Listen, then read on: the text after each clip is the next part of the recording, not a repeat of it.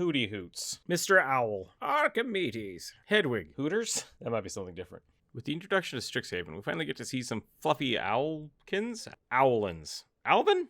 Let's talk about Strix. That's gonna make more sense. But wait, you might be asking yourself, isn't Strixhaven from Magic the Gathering? To which I reply, yes. Yes, it is. And aren't they effectively just bird people like Aarakocra? Yeah, they are. Didn't we already do a video on Aarakocra? Yes, we did. What about Kenku? Well, let me tell you about Kenku.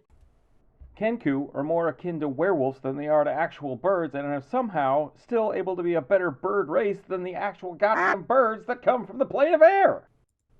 No, it's fine. I'm fine. Everything's fine. So Strix, or Owlin, or Owlkin, I don't know, whatever the hell they're called, as they are in D&D, are just Owl Aarakocra. And to me, that's really kind of a sad missed opportunity. That being said, I actually prefer Aarakocra owls over the traditional eagle variants. They're supposed to be more Fae-inspired, and they tend to be a little smaller, but otherwise they pretty much are the exact same thing. Let's do a quick rundown. So you get +2 dexterity, and -2 to charisma. If you're playing 5e, you can do the +2 to dexterity, +1 wisdom, or whatever the hell you want to do, because fuck it, right? The Owlkin or Owlfolk or Owlfluffer Fuffers, whatever you want to call them, in D&D are essentially Aarakocra of a smaller variety that are intended to be nocturnal, have better eyesight, and just be kind of small and cute, I guess. Not to be outdone, in Pathfinder there are also owl people, but less look like owls and more have owl features, like giant eyeballs? In Pathfinder, the Strix are terrifyingly dark creatures with large wingspans, capable of silent flight. Combining that with their owlish features and weird owl stuff, they feel a lot more unique and cohesive as a character. More maybe like a harpy or a siren than just a bird dude.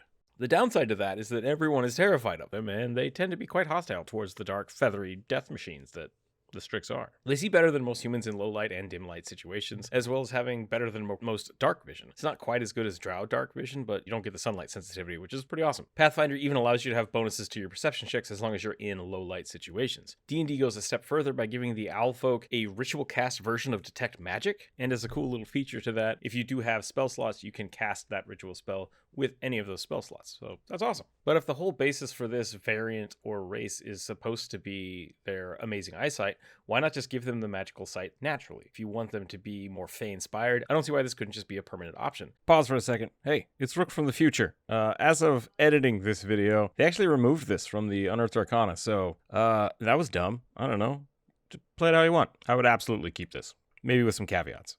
Maybe you can only see magical objects in total darkness, or another option would be that if you could take it as a feat, much like the way the Drow nobles do for being able to see magical auras. Food for thought, or bird food for thought. Wait, I guess birds are also food, so... No, I took that joke too far. All right, we're going back up the rabbit hole. Let's turn this cat bus around right now. On the same note, Strix in Pathfinder are highly suspicious and get bonuses against illusory spells. It's normally a +2, which isn't quite the same as advantage, but arguing that you could do something like with the magical sight as long as they are in a low light situation or in total darkness, that they should have full advantage on that roll. Or at least, because it's sight-based, have bonuses to wisdom saves that are vision based, whether that's illusory or charm effects that make you doubt your vision. It might be a little more complex, but like they don't have a lot else going on for them, so why not? Their flight is one thing, but then the only other thing to talk about is their hatred for all things humanoid. And yeah, I shit you not, that's how it's written in the book. Is it humanoid? Yep, you get bonuses to it, because fuck them. I mean, there's really no reason not to do it that way. If you want to pick RP reasons to have a very specific type of humanoid to hate, like you don't like goblins, great, you get bonuses to sticking them with pointy objects. Or not a fan of gnomes, great, you get an advantage on trying to turn them into little tiny gnome pellets, or dropping an anvil silently on somebody. We should actually talk about that in a minute. Wait, would it still be an owl pellet if it's full of gnomes? Or would a gnome pellet come out of a gnome? How many gnomes does it take before it transitions to a gnome pellet? Wow, really? I thought it'd be more than that. In Pathfinder, the bonuses equate to essentially a +2 on any roll related to your favorite enemy. Attack, damage, knowledge, survival, you name it, you make it happen. In D&D, they've moved that +2 to only bows for rangers, and the Owlkin just don't seem to have this same universal hatred of people. That being said, I love the idea that the Strix are really good with bows. Adding in their eyesight and the ability to fly silently at night, like that's a terrifying combination. D&D has basically split up the favorite enemy bonus and the +2 damage bonus to bows for rangers so that you don't have to have that favorite enemy to be effective in combat. In Pathfinder, you would get both. In D&D, I'd say if you want to swap one for the other, I think that's totally fine. Really, just check out the ranger class if you think that's a fun addition to the character. In Pathfinder, this bonus equates to essentially a +2 on any rolls related to your favorite enemy of your choice, which is usually humanoids, because humans are assholes and are scared of silent bird people that can fly around at night and eat them. If you do want to look into that, if you want to add a favorite enemy to any class, not just the Strix, check out the Ranger class. I think it's a really fun addition. Now, about the anvils, though, on the other side of it, Strix are based on owls, and as such can definitely pick things up while flying, but they are also small or medium-sized creatures, specifically small-sized creatures, and flying isn't as broken when you don't allow your players to lift crazy into the air. Did you know how much an owl weighs? The biggest one on record is a type of eagle owl, so that should say something. And the damn thing only weighs 4 kilograms. It's got a 5-foot wingspan, but it only weighs like 8 pounds. Just slap that out of the sky. Like, that's nothing. It's nothing.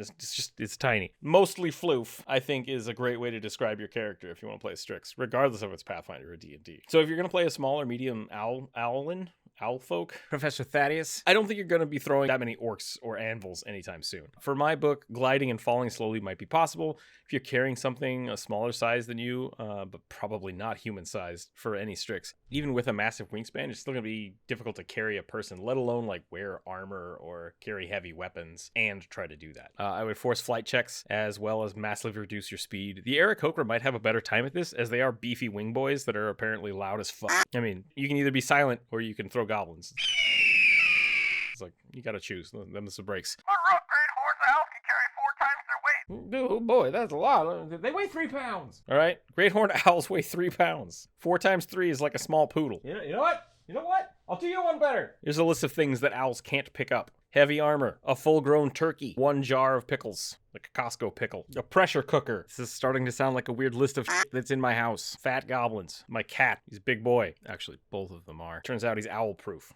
I don't know where to go with this. This is a really great example of simple enemy building. What is their theme? What is their normal MO or terrain? And what is one cool class ability that they should all be proficient? So in this case, we have angry owl people that live mostly at night, and in this case, we went with rangers and specifically favorite enemy. In the case of the Strix, it's a natural hatred for humans. If you want to do something that is a weird variation of a specific type of owl, or you want to get more specific with it, then just go with the Aarakocra, pick that, and augment 1 or 2 of their abilities. A good comparison of this is their flight ability. The Owlin are much slower at flying, but they are silent. They get bonuses on flying stealthily or quietly, which is a cool advantage over the Aarakocra variants. But you could do that definitely as an Aarakocra. Be an owl, gain bonuses to flying stealth. That makes total sense if you're choosing an owl-based Aarakocra. Trading speed for stealth, it's a great trade-off. But that doesn't give them a lot of flavoring. Sweet, sweet hate flavoring. In D&D, the Owlins are supposed to be the magically adept version of the Aarakocra. They are flying creatures that have some fey lineage, which allows them to have cute, fluffy faces and spin their head around 360. In Pathfinder, they have a much more tragic backstory of being constantly pushed back by humanity as it grows and flourishes, and being forced into these dark, secluded areas that they defend tirelessly and viciously. And I think that's more of an interesting story. That being said, that does push them towards the more evil alignments, because they don't agree with how the humanity and society that most of the stories are driven in deal with them. So if you don't want to play an evil Strix character, I think that's totally fine. But I think you should embrace it, especially if you do want to take that hatred trait. And that's really all it would affect. If you wanted to switch your alignment, basically just swap out the hatred trait for something else, like being frightening because you look scary as hell with your giant eyes and your dark, fluffy faces. Yeah, and basically just get bonuses to intimidation, which I think is pretty awesome. Or being tougher than most other Aarakocra, Owlkins. And basically just get a +1 to your fortitude saves. Whoop-de-doo! Like, that's cool. It's viable, but I really think having the ranger favorite enemy is a much cooler ability, and can be a lot of fun. And it's going to be really fun to explain why you hate goblins so much.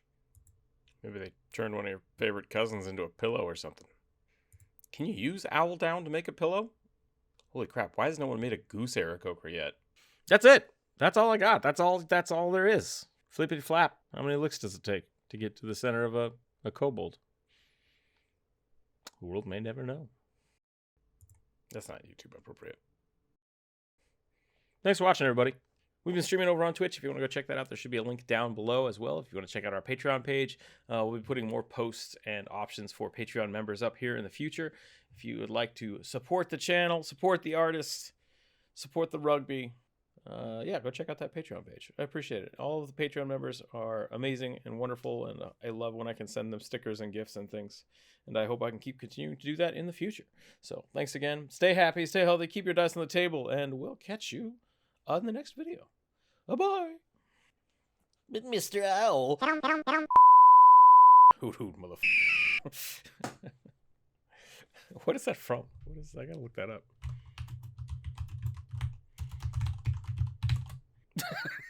Jesus. That's not going in the video.